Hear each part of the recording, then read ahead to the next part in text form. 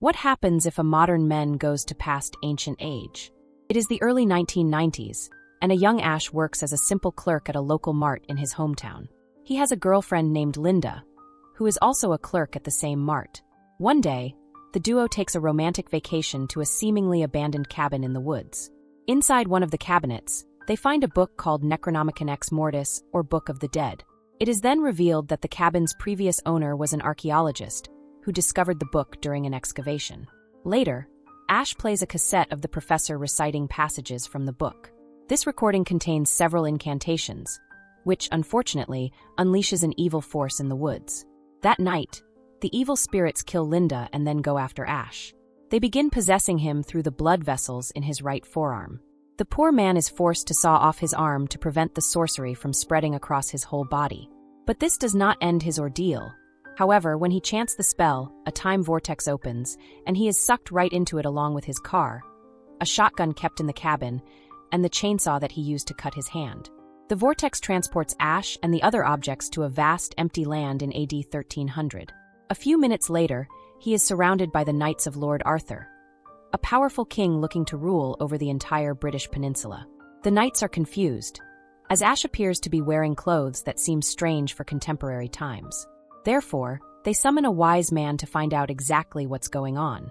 Upon seeing the mysterious stranger and his car, the wise man says that Ash is the one who shall save mankind from the terror of the Deadites. The wise man is certain that Ash is the solution to their problems. However, the captain refuses to believe such prophecies and thinks Ash is one of Duke Henry's men. It turns out Duke Henry is a Scotsman at war with the English knights, where Ash is dragged along with other captured soldiers toward Lord Arthur's castle. Upon arrival, several peasants and other ordinary folks cheer for their king. Among the crowd is a beautiful young girl named Sheila, whose brother is also a knight in the king's army. She cannot find her brother in the returning cavalry and asks Lord Arthur what happened to him. He gives her the solemn news that her brother unfortunately perished in the battle against Duke Henry's men. Sheila is left devastated, and in her anger, she grabs Ash by his hair, thinking he is one of Duke Henry's men. She spits on him and curses that her brother's death shall soon be avenged. Following this, all the enemy soldiers are taken to the center of the castle, where some sort of pit is made. Duke Henry, who is also among the captured, approaches Ash in shock. He has never seen him before, and is sure that Ash is not one of his vassals. Our hero begs him to announce the truth to everyone, but the Duke knows that his enemies will never believe his words. Lord Arthur arrives at the castle grounds and chastises his enemy. He reveals that his kingdom has been suffering from the attacks of the Deadites, and Duke Henry took advantage of such a vulnerable time to sneak up on them. He thus sentences Henry and his men to be thrown into the pit. Ash tries to tell Lord Arthur that he has never seen Duke Henry before and doesn't even know who he is. But they refuse to listen to his pleas and throw him into the pit. Ash fortunately survives the fall, as it is full of ankle-length water. But then an ugly-looking weirdo emerges from underneath the water's surface and begins attacking him. Just when it seems all hope is lost, the wise man from earlier arrives at the mouth of the pit. Mr. Wise has also brought along Ash's chainsaw. He throws it inside the pit, and Ash immediately fixes it to his right hand. Now laced with a modern weapon, he effortlessly slices his opponent into two pieces. Fortunately, Ash uses his quick thinking and grabs the metal chain, which slowly pulls him away from the spikes and up toward safety. A Deadite appears from the walls of the pit. It grabs his leg and is about to take a bite, but the spikes close in, shredding the monster to pieces. In the aftermath, Ash drags himself out of the pit and quickly regains his remaining weapon from the wise man. He uses his double-barreled shotgun to frighten the inhabitants of the kingdom. He then frees Duke Henry, and the latter promises to repay the favor. Witnessing all this, Lord Arthur bravely steps up to fight him with his long sword. But Ash casually shoots at the blade and rips it into two pieces. The gathered citizens are amazed by the sheer power of the modern weapons and finally agree to listen to Ash. He reveals that he is not from their time, but from the future, and wants to go back without harming anyone. That night, as Ash is feasting on his newfound popularity in the kingdom, the wise man appears with some bad news. He reveals that the only way Ash can return to his time is by retrieving the Necronomicon, or the Book of the Dead. Only this powerful book contains the spell that can reopen the time vortex. However, Ash does not want anything to do with the book, as it is the reason he lost his girlfriend as well as his right forearm. He urges the wise man to search for some other way so that he can return home safely. At this moment, an old servant lady who was standing nearby begins to have violent seizures. She transforms into a deadite and begins to float in midair. In a deep, monstrous voice, she announces that the humans shall never find the Necronomicon, and eventually, all their souls will be preyed upon. She then drops to the floor, pretending to be dead. Lord Arthur naively approaches the old lady, but Ash stops him in the nick of time. The deadite then goes on a scary rampage, killing several soldiers. But Ash manages to put it down using his classic shotgun. In the aftermath of the attack, the wise man reiterates his point. If the deadites find the Necronomicon before they do, humans of all eras will be wiped out. This makes Ash realize that the situation is worse than expected. The following morning, Ash leaves the castle along with the wise man and a few other soldiers. But they accompany him only to the mouth of a haunted road called the Road of the Dead.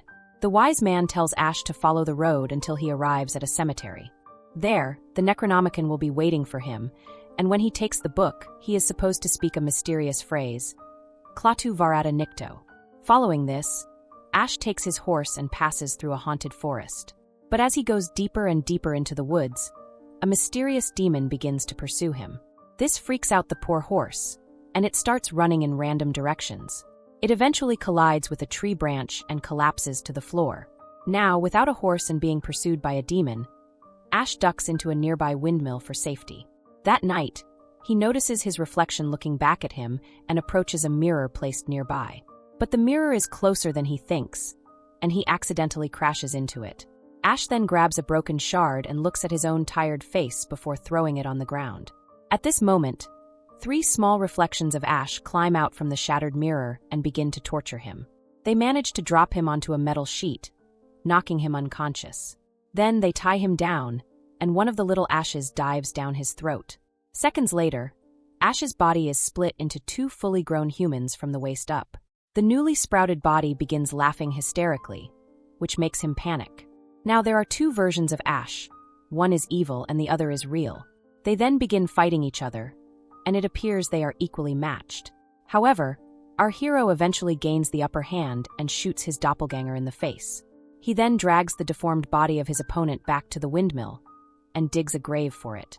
In the next scene, Ash reunites with his horse and finally reaches the graveyard.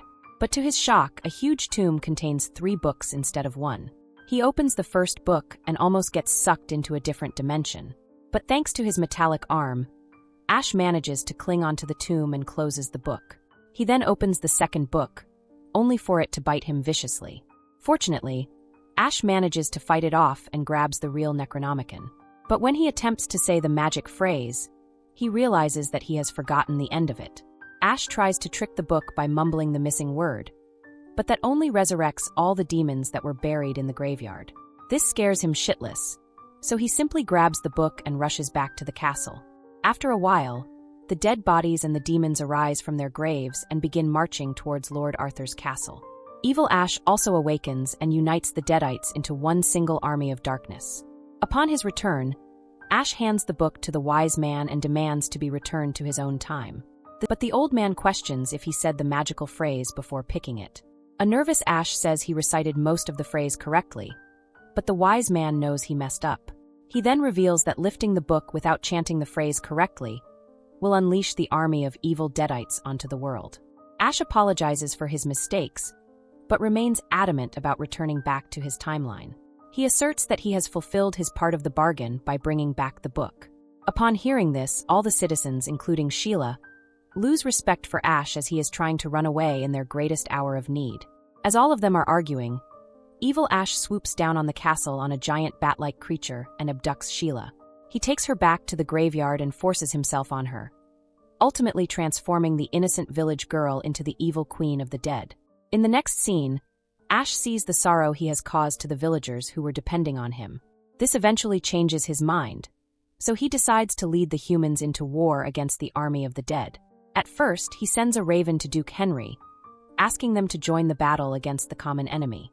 He then creates several explosive weapons using knowledge from the mechanics and chemistry textbooks in his old car. 2 nights later, the army of the dead arrives at the castle doors along with their leader, Evil Ash and Evil Queen Sheila. A brutal fight then ensues between the two parties. Initially, humans gain control with their modern explosives and weapons. But soon, the army of the dead breaks through the main door and wreaks havoc. They kill hundreds of humans, and it appears as if all hope is lost. However, Duke Henry appears with his army of Scotsmen just in time and turns the tide in favor of the humans. In the meantime, Evil Ash rushes towards the insides of the castle to grab the Necronomicon. Ash follows him, and the two engage in a fierce battle for the future of humanity. Our hero lands several good blows on his opponent, but since Evil Ash is a literal deadite, he keeps on coming back. Thankfully, Ash uses a weapon that his doppelganger doesn't have, a well-functioning brain. He brings out an explosive, stuffs it into the deadite's mouth, and launches him into the air using a giant slingshot. This causes Evil Ash to be blown into 1,000 pieces, and with his death, Sheila is finally freed from his spell. In the aftermath of this battle, Duke Henry and Lord Arthur settle their differences and sign a pact to never attack one another. Meanwhile, the wise man recites a passage from the Necronomicon and gives Ash a potion to return back to his home. But to do so, he will have to recite the phrase Klaatu Varada Nikto. In the final scene, Ash recites the phrase and drinks the potion. Unbeknownst to him, he has once again pronounced the last word incorrectly and gets transported to an alternate reality. So that's it. Hope you enjoy the story. Follow for more videos.